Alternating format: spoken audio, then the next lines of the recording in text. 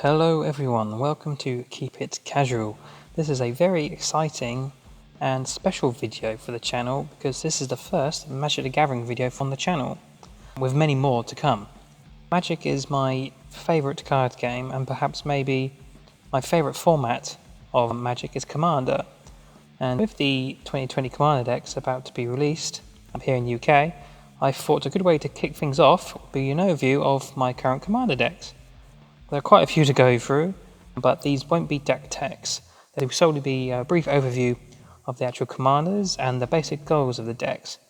Deck techs for each deck will come after this video, but for now I'll leave it up to you to work out what you think might possibly be in each deck, and leave a comment on what you think you might be in each deck as they come along. So without further ado, let's get started with my very first command deck I ever made. So first up, Yaga, Glutton of Urborg. This was my first command deck ever made. As you can see, he's a big 5-drop, 9/3 frog spirit. I thought this would be a good start to get into Commander, but it turns out having a Commander that has no abilities does make things harder. I made this deck, and I must admit I wasn't a fan of Commander at the time when I made this, and in fact I didn't like it so much I almost never continued it. But having stuck at it, I really started to enjoy it, and now it's my favourite format. That being said, the goal of the deck is to get him out quickly as possible and smash face. Of course, he is a Voltron commander, so lots of equipment and auras to make him nasty and not plays out with one hit. I've actually had lots of success with this deck, as Voltron commands can be difficult to win with. However, this guy can just come out of nowhere and steal a win with, extra abilities like Infect, which is everyone's favourite. You can't beat it, really. So next up we have the Dragon. As you can see, I have two artworks, so I can mix things up a bit whenever I want. So I've got the classic art, and I've also got the beautiful secret lair art, which I'm super happy with. So I swap this in whenever I want to have a bit of a change. So the idea of the deck is dragons, dragons, and more dragons.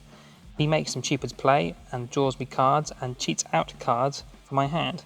He's a great dragon tribal commander, but as you can see, he's uber pricey to play at 9 mana, 5 of it being 5 separate colours. So mana reduction and ramp is key to get him out and the rest of the pricey dragons in the deck. It's an extremely fun deck to play, but be very slow because, as you can see, everything is probably going to be very expensive, as I said before. But once you swarm the board with high-level dragons, you're pretty much unstoppable from there on. Next up is the big bad Bolus, or as I like to call him, the Thanos or Sauron of Magic. So this deck actually came about because I was creating a kind of Gatewatch scenario game as with my playgroup. And if you're familiar with the lore of Magic, you'll know what the Gatewatch is. If not, look it up. I'm not going to go into it now because that'll be a video on it on its own. So the idea is in the playgroup I would play the Nico Bolus deck and against 3 other Gatewatch decks. But yeah, so out of this idea came this deck. This deck is very much flavour over function, so lots of Bolus themed cards and cards that go along with him. The main goal of the deck is to terrorise the board with many Bolus cards.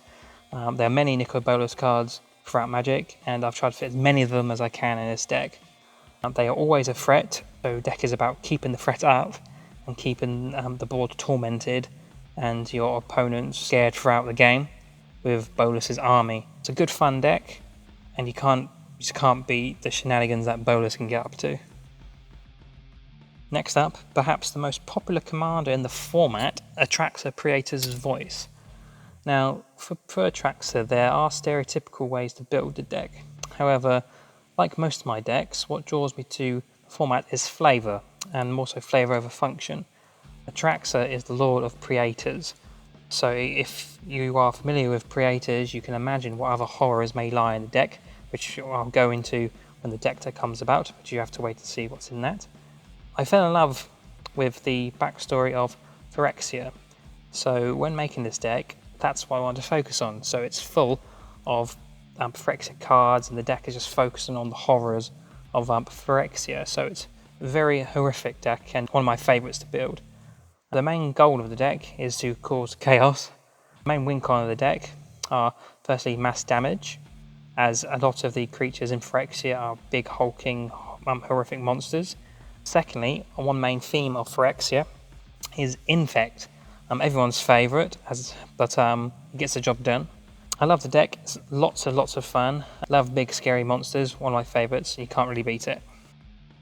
Right, next up, the next few decks you'll see will be my collection of 2019 Commander precons that I've bought and changed up a bit. First up, for this deck, I use Elsha the Infinite.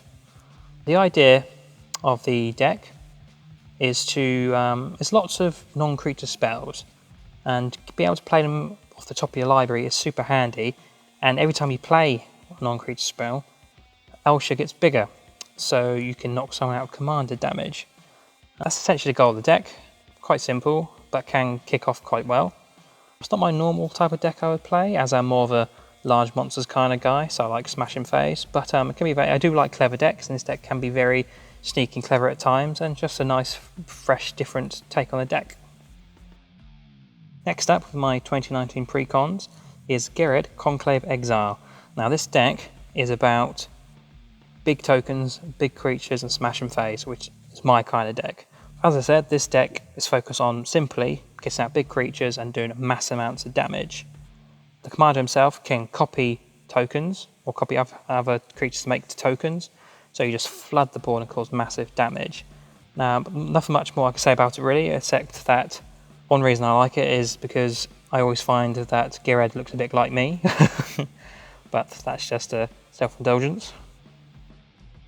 Next up, continuing with the 2019 precons I have, is Anja Falkenroth. Now, basically, it's quite simple when you look at the card, lots of madness. Now, so this deck involves lots of cards being discarded, or lots of card discarding, getting things into play with madness, and doing so, Anja allows us to draw cards, so it's a win-win really. The deck also has Graveyard Synergy, just in case when we have to discard cards and we can't really afford to pay the madness costs, we still have ways to cheat them out and have lots of shenanigans. So quite simple, lots of discarding and lots of shenanigans to cause your opponents some trouble. Last but not least on my 2019 precons is Dena, Slinger Sorcerer. Now this deck is all about morph. It's always fun keeping your cards hidden from your opponents and then flipping them over and surprising them with something big and horrific. It's always a laugh. Dena makes all your morphs cheaper. Well, say cheaper, it makes the first one free, which is always a bonus. And in doing so, draws you a card, which is a great ability on any card. The goal of the deck is to keep morphing the creatures, and you're getting different triggers each time creatures morph, because a lot of morph creatures have different abilities. And what you want to do is keep flipping back over and morph them again to keep regurgitating these abilities. That can cause quite a lot of devastation to your opponent. Not only that, but it helps flood the board, because some morph creatures might be quite pricey to pay initially if you don't morph them. However, you get a lot more value out of a card if you can play it earlier for cheaper cost. It's a smaller creature, but then later on when you have the mana, you can then flip it. So this helps protect your board and in the early game, and then makes you a larger threat in the later game. So very good fun. This is probably my favourite out of the 4 precons from 2019. Next up, and possibly one of my favourite decks of all time, Kozilek, the Great Distortion. Now, my favourite thing in Magic will always ever be, and has ever been, big, devastating creatures. And there are none bigger in Magic than the Eldrazi. And this deck is full of them. The goal of the deck is ramp, and to protect yourself with Kozilek's counter ability, which is super handy, as you can, if you have the right cards in your hand, you can counter anything. So you counter everything until you can get out your big scary Eldrazi cards, which are a lot of mana to play if you're familiar with the Eldrazi. Once your commander is out, you can also win with commander damage, because he's also a 12/12 body. So 2 hits with him will knock an opponent out, and with Menace, that's not very hard to do. This deck is an absolute monster. I can't wait to go through the deck tech and show you guys what is in it. Next up we have Athreos, God of Passage. Now once again, back to my love of big creatures. Demons are another one, and they are also one of the most devastating creatures, but can be quite expensive to play. This deck is about cheating them out as much as possible. But if your opponents don't want you doing that, they will have to pay for it. As every time, so this deck involves sacrificing creatures to get them out, and looking at Aphrios, every time you do so, one of your opponents either pays to actually put it in the graveyard, or you get it back. So if they want to stop you, they have to pay for it. This deck can be very slow at first, I've found, depending on what you draw, but typically it can be quite slow. But once it does get going, it just kicks off, and it just causes catastrophe. You just can't stop it once it kicks off. And the commander himself works well with one specific card in the deck, which I'm sure many of you are familiar with, but we'll go into that later in the deck, which will come later. Next up, we have the good old Sliver Hive Lord. What more can I say about slivers, really? You swarm the board with hordes and hordes of slivers, and with an absolute abundance of abilities to just completely devastate the board and make your board unstoppable. As you can see, I've got two commanders here, basically because I can run either one of them potentially as the commander. Sliver Overlord is the one I run mainly because it works more with what I want to do with the deck. Could also run the first Sliver, as you can see. Both have their pros, but for what I want to do, Sliver Overlord fits more of what I found. Again, I have the Sliver Overlord in the amazing Secret Lair artwork, which is absolutely beautiful, and I'm so happy with it. I would be lying if I said that's not one of the reasons why I like running it more as a commander. Next up, we have Aphrios Shroud of Veiled, or Aphrios 2. The goal of this deck is to utilise a lot of Enter the Battlefield effects. As Aphrios brings back lots of creatures that die once, it gives it a counter. You keep getting your Enter the Battlefield effects, so we want to run lots of those. This deck also has lots of removal, as not only can you put these counters on your creatures, you can put them on your opponents. So if your opponent has one of these counters and you kill one of the creatures, or multiple creatures have the counter on them, you get those creatures. Once again, it's quite slow starting, and mainly because Aphrios himself is very expensive to play, so you want to ramp yourself up quickly and protect yourself quickly, which is also good to have lots of removal. So you can get him out, and once he's out, you just start kicking off, really. It's always fun stealing the biggest creature on the board, which isn't always yours, so it's always good to nick your opponents. They don't like it as much, but it's always fun being that player who's done the stealing.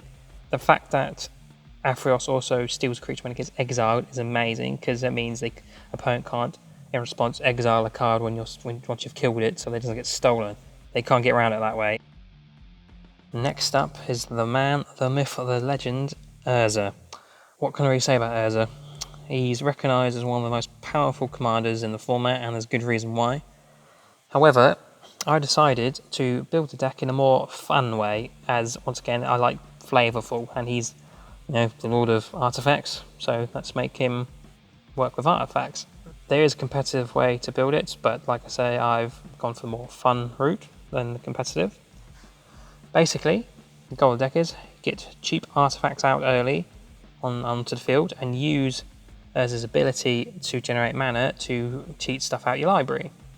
The deck is about the big artifact creatures. Back to my love of big scary creatures, golems and giants and such are some of the biggest in the game and have the most devastating abilities. So cheating them out early is always devastating for the board. This deck is super fun and gets going very early, mainly because Urza himself doesn't cost a lot to play, and he automatically generates a token which can be used for mana straight away. I'm looking forward to showing you what's in this deck in the deck tech, as I think it's a bit different than what some people have done, so it's less on competitive side and more on the fun, interesting side, but you'll have to wait and see in the deck tech, which will come later. Now, the penultimate deck, Euro, Titan of Nature's Wrath. This deck is probably one of my most fun ones to play. It's so much fun. And I'd say perhaps my favourite commander deck at the moment, maybe. I thought Euro wasn't that good when I first saw it, I must admit, but then I started looking into it and started building stuff around it and discovered just how abusable he can be and how much he can abuse other cards as well as him being abused by other cards. The goal of the deck is basically to play Euro as many times as possible and get as many of his triggers as possible. Doing so, you gain so much life and draw so many cards. And also, we want to capitalise on him dying, because as he can come back so many times from the graveyard, and he does enter the graveyard, we want to capitalise on that. So we get lots of card draw and tokens going on other creatures to make him bigger in result of him dying. With the new escape mechanic which he comes with, which is introduced in Theros Beyond Death, we more so built in the deck ability to fill up your graveyard. So we want to mill ourselves in order to have the creatures or the cards in the graveyard to get rid of in order to bring back to the field as many times as possible without having to pay command attacks, which was the big thing I didn't pick up on when I first saw him. Once again, super fun deck and really does kick off. Last but not least, my most recent commander deck, Bolus Tireless Pilgrim. I actually just finished making the deck before the COVID-19 lockdown, so I'm yet to play it. So I won't give too much away what's in it, but essentially what I needed was a 5-colour commander. Bolus was best for what the deck needs, I found. The goal of the deck is for Bolus to cheat out big scary permanents, and being able to cheat them out without having to fix the mana is super helpful, because as the deck is 5 colours and the cards in the deck are multiple colours, and the exact mana you need can be difficult. So simply just being able to cheat them out without having to pay their mana costs and fixing mana is super powerful for the deck. Once again, the deck is really form over function, as Bolus speaks for himself, but the rest of the deck is based around a certain theme. And I'm not expecting the deck to be a big out, go and win deck, but it is one of my favourite decks I've ever built, just because of the theme. And I won't give too much away, but I'll give you a rubbish clue. It involves space. I'll let you ponder what that is. And that's everything, guys. Just want to thank you all so much for watching. Keep an eye out for the deck text, as they'll be coming soon. I don't know about you, but I'm super excited for the Ikoria set that's come out, as I'm obviously a massive fan of Magic the Gathering, and one of my favourite things in the world is Godzilla. And if you've known what's coming in Ikoria sets, Godzilla is a part of it, so I'm super excited. And I'm also super excited for the Commander 2020 deck. I think they look absolutely amazing, and I'm very much looking forward to mine, which I expect to arrive very soon. So I expect to see him on the channel at some point. If you liked what you saw, leave a like and subscribe for more videos. Also, leave a comment below to say which one of the commanders I've shown you is your favourite, or if you play any of these commanders, and also what do you think I may be running in each deck. Then, when the deck tests come out, you can see just how close you are when these deck tests come out at a later date. So, thank you all, and remember, keep it casual.